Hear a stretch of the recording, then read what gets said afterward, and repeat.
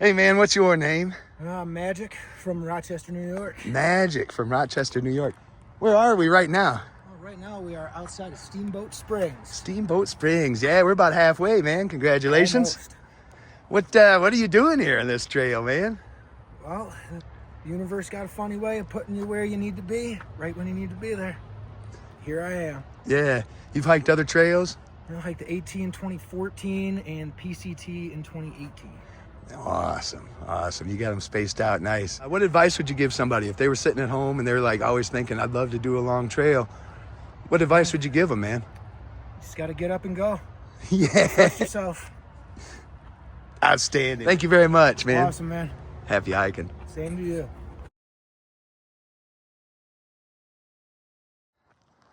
Up ahead here, got Rabbit Ears Mountain. And there's like a campground or something up there that I should be able to link up back to the trail. Got dropped off there on 40. Took the Bustang. It's like a Colorado community bus thing. Took that back up here. And the bus driver was super kind. She just dropped me off there. This is about the closest point. Otherwise, I would have had to go all the way back to Muddy Pass and then walk the 2 or 3 miles along 40. It's the most dangerous part of the trail.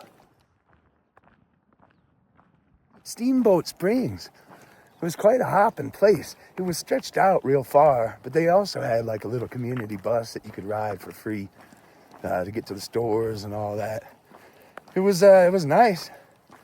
There's bears in town though. Man, those city bears are crazy. That's not good. But I like the bears better up here, the mountain bears. The flowers and the peace. Yeah. This place suits me better. This is the trail. This is the trail. That's the one that brings you up here. It's by Dumont Lake. If you're hitching out of Steamboat, I'd recommend it.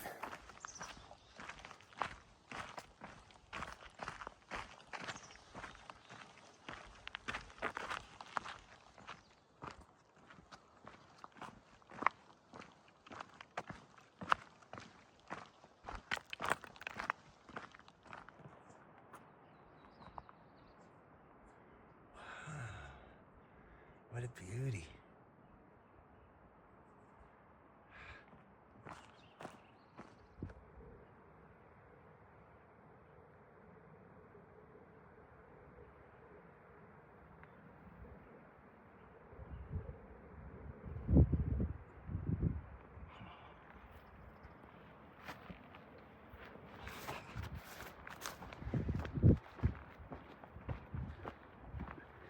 This beauty.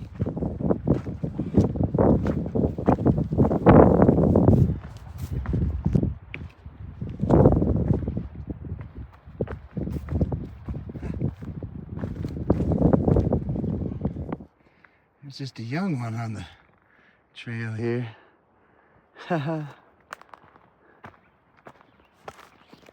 Good luck, little fella. Oh.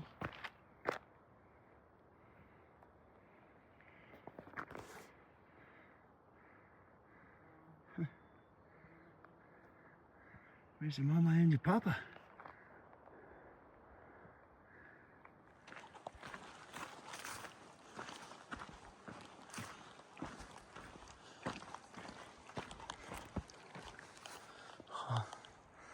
The trail in here, it's kind of alternating between sort of the forest, sort of an up and down foresty trail, and then it spits out frequently into these big old meadows. They're not like the alpine ones. These are pretty grassy ones, but they're real beautiful. I keep kind of trying to peek in and see what I can see if there's any critters in here before I bust out into the open, but I don't know. It's kind of like middle of the day, so. Huh. That was pretty cool. There was 2 trail crew went by on motorcycles, kind of dirt bikes. and chainsaws attached. I met there was like 3 or 4 other folks that I met a little farther south. They were working on the trail too. So Colorado, good work. You got the trail crews out here, and man, they're making it nice out here. Nice. So thank you all for your hard work. Much appreciated from all of us hikers.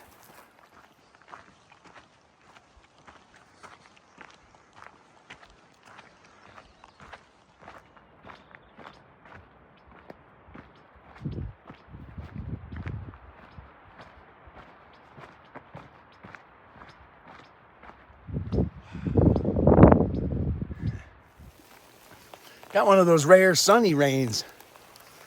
I can grab my jacket. Maybe I'll just duck under a tree for a minute and see what happens. Ooh.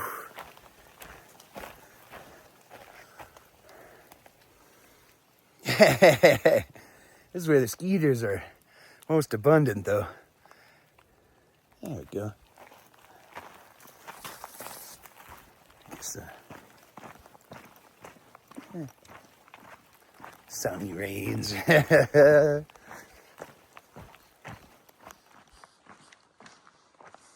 So I found this campground here this evening. Had some water nearby. I gathered up. I set up my tent. I'm sitting here at a table, and it's not cold. So why am I wearing my hood? Why am I wearing my raincoat?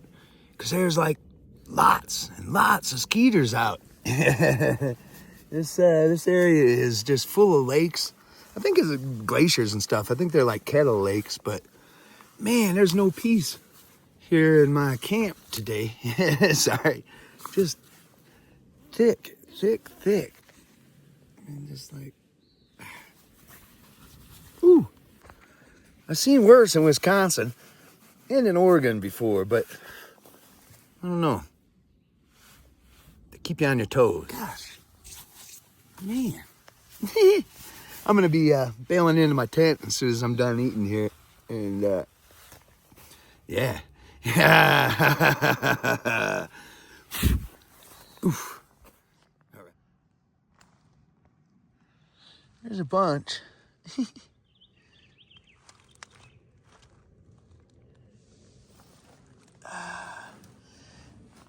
Yeah, one of the simple joys in life. Just letting all those skeeters go crazy, smelling all this flesh in here, exposed. I try not to let them bother me too much, though. Some people really get, like grown men just go crazy from those skeeters I've seen.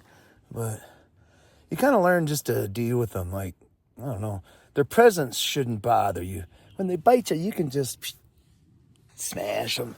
But I don't know, some people get pretty worked up by them. I think I'm gonna sleep well, though. The towns, truly, they're exhausting. Gonna run around and get all your stuff and your laundry and just take care of everything. And they call them 0 days because you get 0 miles, but I don't know. They're rough. But I don't know. Back on the mountain, so happy. Feeling good. Teasing the skeeters now.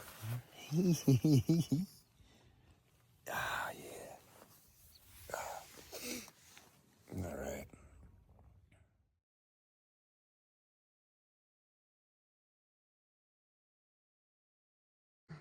Who are you? I'm Lone Wolf. Lone Wolf. Yep. All right. Where are you from? I am born and raised in Texas, and I've kind of lived all over. I've been in New York the last couple years. I'm a New Mexico resident now. Nice. New Mexico. That's a Yeah. beautiful state. Yeah. What are you doing out here? I am hiking the CDT for the second time. Second time. Wow. Yep. I hiked it in 2021, and I've actually hiked all 3 of the big trails, and the CDT is my favorite. Awesome. So I hiked the PCT for the second time in 23. That's when I met you originally. That's right, I met yes. you in Kennedy Meadows. Yes. And then in Washington. Again in Washington. I think hitching into Trout Lake. You were coming out of Trout Lake, Yeah. or I was going in, but yeah, no, that's cool. Yeah. It's a So- small world. So that was my second time on the PCT, and so now I'm kind of like, I guess, bit by the bug to try to do all three again. Yeah, that's So- crazy. so yeah, so That's here we are. crazy. Yep. You're just a glutton for punishment. You said the CDT is your favorite one? It is, yeah. What's like one of your best days that you've had out here? Oh my God. Gray's Peak, the highest point on the CDT. When I did it last time, I did it on a day where the night before it snowed and we had this terrible, like, wintry mix of weather. And so it was the next morning we get up and there's like a layer of ice and frost on everything. It's terrifying. Yes, and it's already like this the is your most- favorite day? Yes, this is already like the most difficult day of the whole trail. Is like this like really technical ridge line on this peak to get to Gray's Peak. And so in 21 when I did it, that was the most horrifying, difficult, terrifying day of the whole trail. I hated it. Like, I think I got paralyzed with fear at one point. It must have taken me 8 hours to do the climb. Like, it was awful. Yeah. So this year, when I was the night before Gray's Peak, I was kind of thinking about it, giving myself a little bit of a pep talk, like, it's a different year, it's a different mountain, I'm a different person, it's all gonna be fine. Yeah. And I get up the next morning, and it is just beautiful weather. I mean, it was a day like today, just like beautiful weather. And I had this all built up in my mind, how hard this was going to be and how I was maybe going to die. And like, this is going to be the hardest day on the trail today. And instead, I think that has probably been my favorite day of the trail this whole year. Yeah. Like this trail, that's been my favorite day. And you made it up to the top? Because I made it. It was, I mean, it was still tough. It's still really terrifying. Yeah. But even on a beautiful day, like, it can still be challenging. Yeah. But I didn't make it myself. But it was worthwhile, and it was like, it was a very, like, it's definitely a growth opportunity for me to learn, like, how I've grown and what's different and what is fear and, like, how we talk ourselves into things being harder than they are. Yeah. But, yeah, I felt like a real accomplishment to do it for the second time and realize that it wasn't going to kill me. Yeah. Oh, I know. And it actually was, like, a great experience. So, yeah. That's a wonderful story. That's really it was good. cool. So I'm glad I got to redo it and overcome that fear. Yeah, that's awesome. Yeah. So I guess one last question for you, if you would. If somebody was sitting at home and they were watching this and they were always thought, like, man, I'd like to try a long trail. Coming from, like, almost a double, triple crowner, you've hiked a mile or two, what would you tell them? Well, I would say it's worth it. If you have the desire to do it, you probably have it in you to do it. Okay. You know, like, you should do it. What advice would you give them My advice would be is to not just, like, you know, all doughy-eyed and excited, just jump on the trail without doing all your research, or not having a good self-awareness of what makes you happy. I've met a lot of people who come out here and they're like, yeah, I love trail towns, I love the people and the culture, and I love eating junk food all day. I kind of don't like hiking. It's like, what? So I think you just have to really have this self-awareness of, like, I enjoy physical activity and I don't mind getting stinky, and all these things somehow to add up to happiness. Yeah. And as long as that's there for you, I think you can do it. Yeah. Awesome. Yeah. Lone Wolf, thank you very, very much. Thank This was you. wonderful. Thanks for allowing me to be part of it.